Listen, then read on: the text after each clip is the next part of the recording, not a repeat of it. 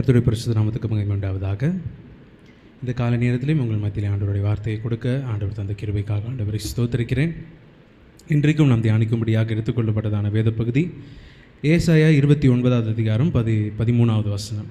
ஏசாயா 29வது அதிகாரம் 13வது வசனம். இந்த ஜனங்கள் தங்கள் வாயினால் என்னிடத்தில் சேர்ந்து தங்கள் உதடுகளினால் என்னை கனம் பண்ணுகிறார்கள். அவர்கள் இருதயமோ எனக்கு தூரமாய் விலகி இருக்கிறது. அவர்கள் எனக்கு பயப்படுகிற பயம் மனுஷராலே போதிக்கப்பட்ட கற்பனையாய் இருக்கிறது. இந்த வசனத்தை, இந்த வார்த்தைகளை ஆண்டவர் ஒரு வேதனையோடு சொல்கிறத நம்மளால் இந்த வார்த்தையிலிருந்து நம்மளால் பார்க்க முடியும். இந்த ஜனங்கள் தங்கள் வாயினால் என்னிடத்தில் சேர்ந்து தங்கள் உதடுகளினால் என்னை கனம் பண்ணுகிறார்கள். வாயினால் என்னிடத்தில் சேர்ந்து அப்படின்னு சொல்லி பார்க்கும்போது, ஒரு பெரிய ஒரு ஆளை எனக்கு தெரியும் அப்படின்னு சொன்னால் நம்ம உடனே என்ன சொல்லுவோம்? அவங்கள எனக்கு தெரியும். அவங்களுக்கும் நம்மளுக்கும் ஒரு நேர்படியான ஒரு தொடர்போ ஒரு ரிலேஷன்ஷிப்போ இருந்திருக்காது. ஆனால் நம்ம என்ன சொல்லுவோம்?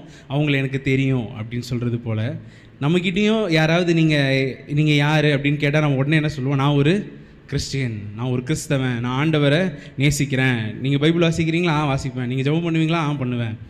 நீங்கள் ஆண்டவரோட ஒரு நல்ல உறவில் இருக்கீங்களா? ஆமாம், இருக்கேன்.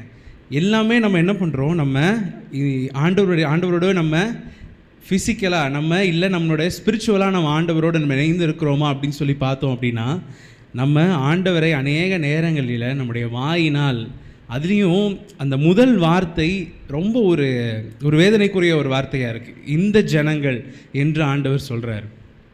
எல்லா இடத்துலையும் வேதத்தில் ஆண்டவர் என் ஜனமாகிய இஸ்ரவேல், என் மனவாட்டி, என் சபை, எல்லாமே ஆண்டவர் என் தாசனாகிய, இப்படி தான் ஆண்டவர் என் அப்படின்னு சொல்லி அந்த ஜனத்தை, இல்லை நமக்கு முன்பாக இருக்கிறவர்களை தன்னோடு சேர்த்து சொல்கிற ஒரு காரியத்தை நம்மளால் பார்க்க முடியுது. ஆனால் இந்த இடத்துல ஒரு ஆண்டவருடைய இருதயத்தில் இருக்கிற ஒரு வேதனையை நம்மளால் பார்க்க முடியுது. இந்த ஜனங்கள் என்று சொல்லி ஆண்டவர் இந்த வார்த்தையை சொல்கிறவங்களை பார்த்து ஆண்டவர் சொல்கிற காரியம், இந்த ஜனங்கள் தங்கள் வாயினால் என்னிடத்தில் சேர்ந்து. அப்போது அந்த முதல் காரியத்திலேயே நம்ம ஆண்டவரோட ஒரு சரியான உறவில் இல்லாத ஒரு காரியத்தை இந்த வார்த்தையிலிருந்து ஆண்டவர் வெளிப்படுத்துகிறார். தங்கள் வாயினால் என்னிடத்தில் சேர்ந்து தங்கள் உதடுகளினால் என்னை கனம் பண்ணுகிறார்கள். இதில் எல்லாமே ஆர்டிஃபிஷியலாக இருக்குது. இது எதுவுமே ஒரிஜினலாக இல்லை. ஆண்டவரை உண்மையாய் நேசிக்கிற, ஆண்டவரை உண்மையாய் கனம் பண்ணுகிற, ஆண்டவரோடு உண்மையான ஒரு நல்ல உறவு கொள்கிறவர்கள் அவர்கள் ஒரு சபைக்கு வராங்க அப்படின்னு சொன்னால், உண்மையிலே சொல்லப்போனால் ஆராதனை முன்னாடி இருந்து நடத்தும் போதே ஞாயிற்றுக்கிழமையில் தெரியும் யார் ஆண்டவரோட ஒரு நல்ல உறவில் இருக்கிறாங்க அப்படின்னு சொல்லி. ஏன்னா உள்ளே அவர்கள் முதல் ஸ்தோத்திரங்களை ஏறெடுக்கும் போதே அவங்க ஏற்கனவே ஆண்டவரோட ஒரு நல்ல உறவில் இருக்கிறதுனால அவங்களால எடுத்தோடனே ஆண்டவருடைய பிரசன்னத்தை உணர முடியும். ஆண்டவருடைய மகிமையை உணர்ந்து ஆண்டவரை விடுதலையோடு அவங்களால ஆராதிக்க முடியும். ஆனால் ஆண்டவரோட ஒரு நல்ல உறவில் இல்லாதபடிக்கு, பேரளவில் இல்லை, மற்றவர்களுக்கு முன்பாக மாத்திரமே ஒரு வாழ்க்கையை, ஒரு கிறிஸ்தவ வாழ்க்கையை வாழ்ந்துக்கிட்டு இருக்கிறவங்களுக்கு, அதாவது இந்த வசனத்தில் சொல்லப்படுது போல தங்கள் வாயினால் என்னிடத்தில் சேர்ந்து உதடுகளால் கனம் பண்ணுகிறவர்கள், அவங்க அநேக நேரத்தில் பார்க்கும்போது எப்படி இருப்பாங்க? சபையில் ரொம்ப அமைதியாக, இல்லை ரொம்ப ஒரு வெளிப்படையாக ஒன்றுமே தெரியாமல், இல்லை ஒன்றுமே புரியாமல் ஒரு வாழ்க்கை அவர்களுக்குள்ளே இருக்கிறத நம்மளால் பார்க்க முடியும். இந்த ஜனங்கள் இப்படிப்பட்ட ஒரு வாழ்க்கையில் நம்ம இருக்கிறோமா அப்படின்றது நமக்கு ரொம்ப ஒரு எச்சரிப்பான ஒரு காரியமாக இருக்குது. இந்த காலை நேரத்தில் ஆண்டவர் இந்த வார்த்தையை கொடுக்கும்போதே இதை தியானிக்கும் போதே இப்படி ஒரு வார்த்தையை கொடுக்கணுமா அப்படின்றது போல் இருந்துச்சு. ஏன்னா அடுத்த வார்த்தையை பார்க்கும்போது, அவர்கள் இருதயமோ எனக்கு தூரமாய் விலகி இருக்கிறது. அவர்களுடைய இருதயம் தூரமாய் இருக்கிறது இல்லை, தூரமாய் விலகி இருக்கிறது. ஆங்கில பதத்தில் பார்க்கும்போது they have separated, அவங்க என்னை விட்டு பிரிஞ்சு போய் தனியாக இருக்கிறாங்க அப்படின்றது போல் வார்த்தைகள் கொடுக்கப்பட்டிருக்கு. அப்போது வெறும் வாயினால் ஆண்டவர்கிட்ட சேர்ந்து உதடுகளால் கனம் பண்ணி, இருதயமும் இப்படி தான் இருக்குது, ஆண்டவருக்கு தூரமாக இருக்கிற ஒரு வாழ்க்கை. இப்படிப்பட்ட ஒரு வாழ்க்கை ஒருவேளை நம்முடைய ஆவிக்குரிய வாழ்க்கையில் இப்படிப்பட்ட ஒரு சூழ்நிலைக்குள்ளாக நம்ம கடந்து போய்கிட்டு இருக்கிறோம் அப்படின்னு சொன்னால், இந்த காலை நேரத்தில் ஆண்டவர் நமக்கு ஒரு எச்சரிப்பாகவே இந்த வார்த்தைகளை கொடுக்கிறார். நாம் நம்முடைய வாழ்க்கையை மாற்றிக்கொள்ள வேண்டிய ஒரு இடத்துல இருக்கிறோம் அப்படின்றது நம்ம தெரிந்து கொள்ள வேண்டிய ஒரு இடத்துல இருக்கிறோம். இப்போது இந்த ஜனங்கள் நம்ம வெறும் ஆண்டவரை நம்ம வாயினால் நான் ஒரு கிறிஸ்தவன், நான் ஆண்டவரை நேசிக்கிறேன், நான் ஆண்டவர்கிட்ட நான் எப்பயுமே நான் ஜெபம் பண்ணிக்கிட்டே இருக்கிறேன், நான் ஆண்டவருடைய வார்த்தைகளை நான் தியானிக்கிறேன்னு சொல்லி வெறும் வார்த்தையினால் சொல்லாதபடிக்கு, ஆண்டவரோட நான் இருக்கிறேன்னு சொல்லாதபடிக்கு, உதடுகளால் ஆண்டவரை கனம் பண்ணுறது. மற்றவங்க முன்னாடி ஆண்டவரை எனக்கு ரொம்ப பிடிக்கும், ஆண்டவர் தான் சர்வ வல்லவர், ஆண்டவர் தான் ரட்சகர், எல்லாமே ஆண்டவரை கனம் பண்ணுறது எல்லாம் ஓகே. ஆண்டவரை மகிமைப்படுத்துறது, மற்ற ஜனங்களுக்கு முன்பாக சிலருக்கு மாம்சத்தில் வைராகியம் இருக்கும். ஆண்டவரை பற்றி யாராவது ஏதாவது சொல்லிட்டா, இல்லை கிண்டலாக சொல்லிட்டா, ஏதாவது உடனே எதிர்க்கிறது, இல்லை ஆண்டவர் அப்படின்னா ஏதாவது ஜீசஸ் அப்படிலாம் சொல்லாதீங்க. இதெல்லாம் வெறும் வாயினால் இல்லை நம்ம உதடுகளால் நம்ம ஆண்டவரை கனம் பண்ணுகிற காரியம். அவர்கள் இருதயமோ எனக்கு தூரமாய் விலகி இருக்கிறது. நம்முடைய இருதயம் இப்படிப்பட்ட ஒரு இருதயமாக இருக்காதபடிக்கு நாம் ஜாக்கிரதை உள்ளவர்களாக இருப்போம். அடுத்த வார்த்தையை பாருங்கள். அவர்கள் எனக்கு பயப்படுகிற பயம் மனுஷராலே போதிக்கப்பட்ட கற்பனையாக இருக்கிறது. இது அதை விட ஒரு அடுத்தபடி இது பயங்கரமான ஒரு காரியம். அவர்கள் எனக்கு பயப்படுகிற பயம் கூட எப்படி தான் இருக்குது? மற்றவர்களால் போதிக்கப்பட்ட, மனுஷரால் போதிக்கப்பட்ட கற்பனையாக இருக்கிறது. நீ தப்பு பண்ணால் கடவுள் என்ன பண்ணுவார்? கண்ணை குத்திடுவார். நீ ஆண்டவர்கிட்ட ஒழுங்காக ஜெபம் பண்ணலன்னா உன் வாழ்க்கையில் ஆசீர்வாதம் வராது. நீ சர்ச்சுக்கு சரியாக வரலன்னா உன் வாழ்க்கையில் வியாதிகள் வரும். இப்படி யாரோ ஒருத்தர் சொன்னதுனால அதனால ஒரு பயம் ஆண்டவர் மேலே. ஐயோ, ஆண்டவர் இப்படிலாம் பண்ணிடுவார், அதனால நான் ஆண்டவரை நேசிக்கிறேன், ஆண்டவர் இப்படிலாம் பண்ணிடுவார், அதனால நான் சர்ச்சுக்கு வரேன். பாருங்க, பயப்படுகிற பயம். ஆண்டவர் எவ்வளோ வேதனையோடு இந்த வார்த்தைகளை சொல்கிறத நம்ம பார்க்குறோம். அதாவது அவர்கள் எனக்கு பயப்படுகிற பயம் கூட உண்மையான ஒரு பயமாக இல்லை. அந்த பயபக்திக்குற ஒரு காரியம். அவர் வானாதி வானங்களில் வீற்றிருக்கிறவர், அவர் கோடான கொடி தூதர்கள் மத்தியில் வாசம் செய்கிறவர். அப்படி இருக்கிற ஒரு தேவன் கிட்ட கூட நம்மளால் என்ன பண்ண முடியல? அவருடைய மகத்துவத்தை உணர்ந்து, அவர் இருக்கக்கூடிய அந்த ஸ்தானத்தை உணர்ந்து, அவர் எப்படிப்பட்ட இடத்திலிருந்து நம்முடைய ரட்சிப்பிற்காக இந்த பூமியில் இறங்கி நம்மளுக்காக அடிக்கப்பட்டு எல்லா காரியங்களையும் ஏற்றுக்கொண்டு நமக்கு பாவ மன்னிப்பை கொடுத்திருக்கிறார், நம்மை ரட்சிப்பிற்கு நேராக நடத்துகிறார். இது எல்லாத்தையும் வைத்து தான் அந்த அன்பின் பெருக்கத்தினால் நம்மளுக்கு வருகிற ஒரு பயபக்தி. வெறும் ஒரு பயம் கிடையாது, ஆண்டவர் அடிப்பார், ஆண்டவர் கண்ணை குத்துவார் கிடையாது. அந்த பயபக்தின்றது வரும்போது அந்த அன்பினுடைய ஒரு உச்சபட்ச வெளிப்பாடாக வருகிற அந்த ஒரு காரியம் தான் அந்த பயபக்தி அப்படின்றது. ஆண்டவர் எனக்கு நன்மை செய்ததுனால அவர் மேலே எனக்கு பக்தி இருக்குது, அதே சமயம் அவருடைய ஸ்தானத்தை நான் உணர்ந்திருக்கிறபடினால் பயமும் எனக்கு இருக்குது. பயத்துடனே கர்த்தரை சேவித்து நடுக்கத்துடனே களி கூறுவோம் என்று தான் வேதம் சொல்லுகிறது. அப்படிப்பட்ட அந்த ஒரு காரியம் நம்முடைய வாழ்க்கையில் இருக்கா? நம்ம ஏதோ கடமைக்காக ஆண்டவரை ஏற்றுக்கொண்டு, கடமைக்காக நம்ம சபைக்கு சலங்காச்சாரத்திற்காக நான் ஞாயிற்றுக்கிழமை ஆராதனைக்கு திருவிருந்தில் பங்கேற்று இப்படி ஒரு ஒரு சிஸ்டமேட்டிக்கான ஒரு லைஃப்பில் நம்ம கடந்து போகிறோமா? இல்லை, நம்முடைய ஆவிக்குரிய வாழ்க்கை, நம்முடைய உள்ளான மனிதன் ஆண்டவரோடு இணைந்திருக்கிற ஒரு வாழ்க்கையில் இருக்கிறானா அப்படின்றத நாம் நிதானித்து பார்க்க வேண்டியது மிக முக்கியம். இந்த கடைசி காலத்தில் இருக்கிற நம்ம அநேக வருஷமாக இது கடைசி காலம் ஆண்டவருடைய வருகைக்கு ஆயத்தமாக இருங்கன்ற வார்த்தை வந்துக்கிட்டே இருக்கே, ஆண்டவர் வந்த மாதிரி இல்லையே அப்படின்னா நம்ம முடிவு பரியந்தம் ஆண்டவருக்குள்ளே நிலைத்திருக்கணும். அந்த நிலைத்திருக்கணும்னு சொன்னால் இது எல்லாமே ஏதோ வருஷமாக 2000 வருஷமாக எல்லாருமே சீஷர்கள், ஆண்டவருடைய சீஷர்கள் தொடங்கி இப்போ வரைக்கும் எல்லாமே ஜெபம் தான் பண்ணுறாங்க. அதே மாதிரி தான் நானும் ஜெபம் பண்ணுறேன். Our father who art in heaven, hallowed be thy name, thy kingdom come அப்படின்னு ஏதோ ஒரு ஜெபத்தை அப்படியே சொல்லிட்டு போகிறது ஒரு ஜெபம் கிடையாது. அது ஒரு சடங்காச்சாரமாக இல்லை ஒரு காரியமாக அதை நம்ம சொல்லிட்டு போகிறது.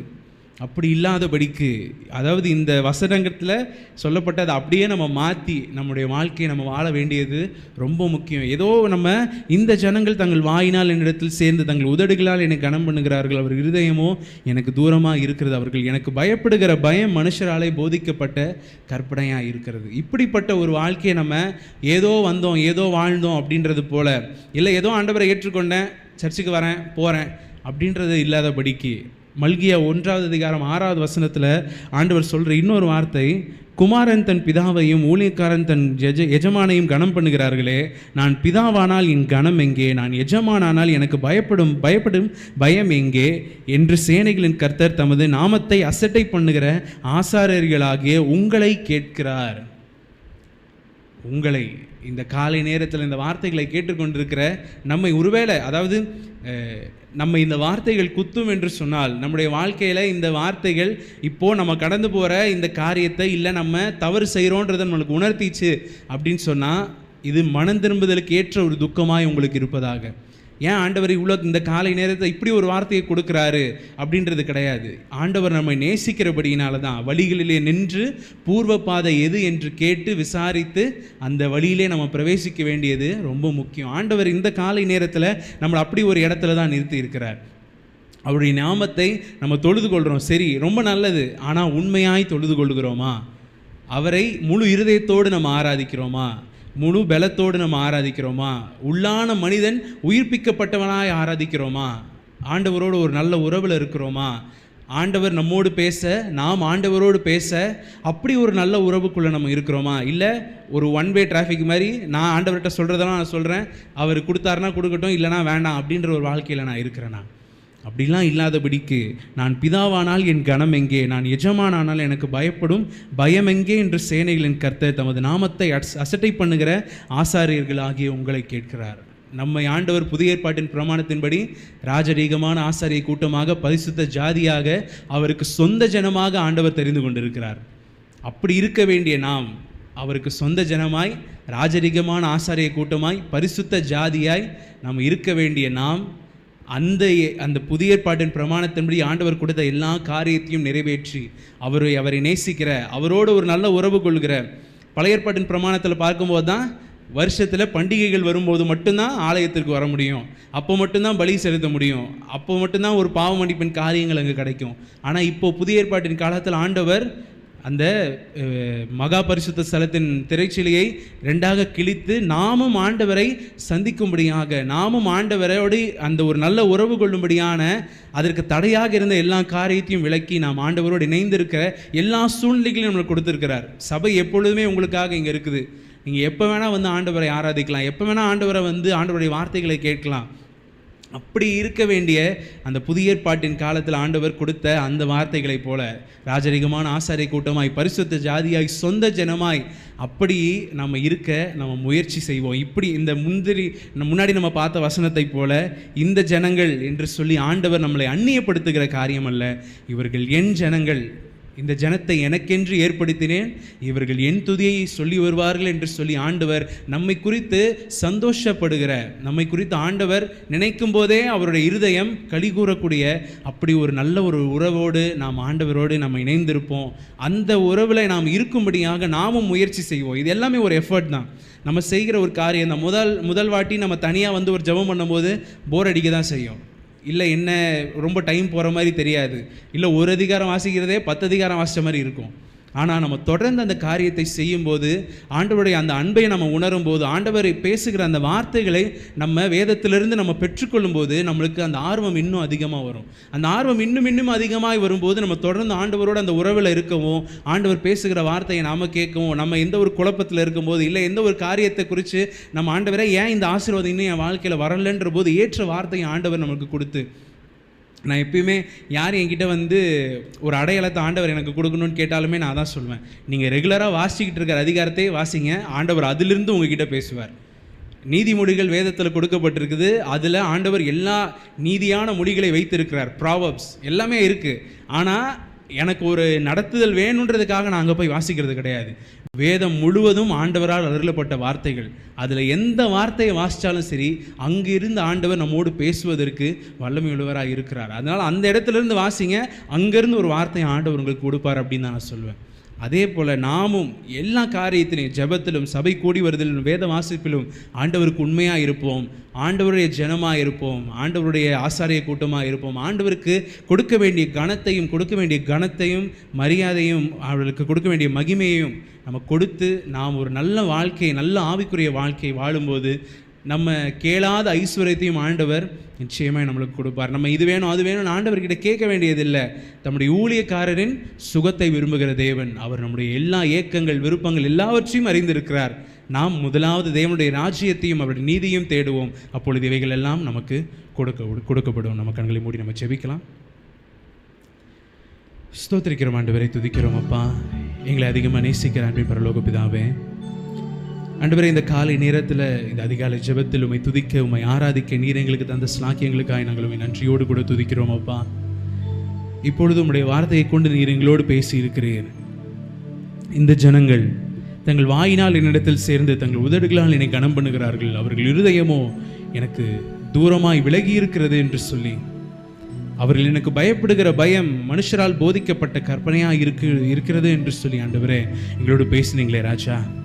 ஆண்டவரே, இந்த வசனத்தில் சொல்லப்பட்டது போல ஒரு நெகட்டிவான ஒரு மாறுபட்ட ஒரு வாழ்க்கையை நாங்கள் வாழாதபடிக்கு ஆண்டவரே, உம்மோடு இருக்கிற ஒரு நல்ல உறவில் இருக்கிற ஜனங்களாய், உம்மோடு பேசுகிற ஜனங்களாய், உம்மிடத்திலிருந்து வார்த்தைகளை பெற்றுக்கொள்ளுகிறவர்களாய், உம்மை கனம் பண்ணுகிறவர்களாய், உமக்கு மகிமை செலுத்துகிறவர்களாய் இருக்க எங்களுக்கு கிருபையை தாங்க தகப்பனே.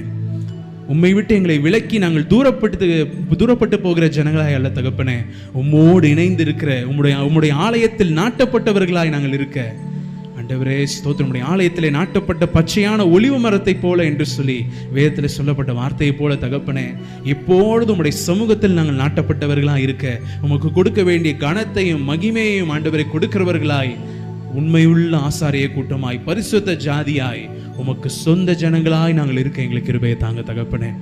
ஒருபோதும் விலகி போகாதபடிக்கு, பின்மாற்றத்துக்குள்ளே போகாதபடிக்கு ஆண்டவரே, உம்முடைய அன்பிலிருந்து நாங்கள் வழுவி போகாதபடிக்கு எங்களை ஆண்டவரே அனுதினமும் உம்மோடு சேர்த்து கொள்ளுங்கப்பா. இன்னும் எங்களை உமக்கு கிட்ட சேர்த்து கொள்ளுங்க தகப்பனே. உம்முடைய இரட்சிப்பை நீர் எங்களுக்காக கொடுத்த விலக்கிரயத்தின் மகிமையை, மகத்துவத்தை உணர்ந்தவர்களாய் நாங்கள் இருக்க எங்களுக்கு நீர் கிருபையை தரும்படியாக நாங்கள் ஒப்பு கொடுத்து ஜெபிக்கிறோம் ஆண்டவரே.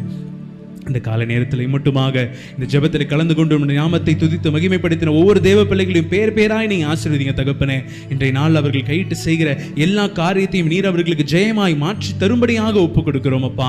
அவருடைய போக்கிலும் வரவிலும் அவர்களுடைய குடும்பத்தினர் எல்லாரையும் நீர்தாமை பத்திரமாய் உடைய செட்டையின் மறைவிற்குள்ளாக வைத்து பாதுகாத்துக் கொள்ளும்படியாக, அவர்களை மறைத்துக் கொள்ளும்படியாக ஒப்பு கொடுக்கிறோம் தகப்பனே.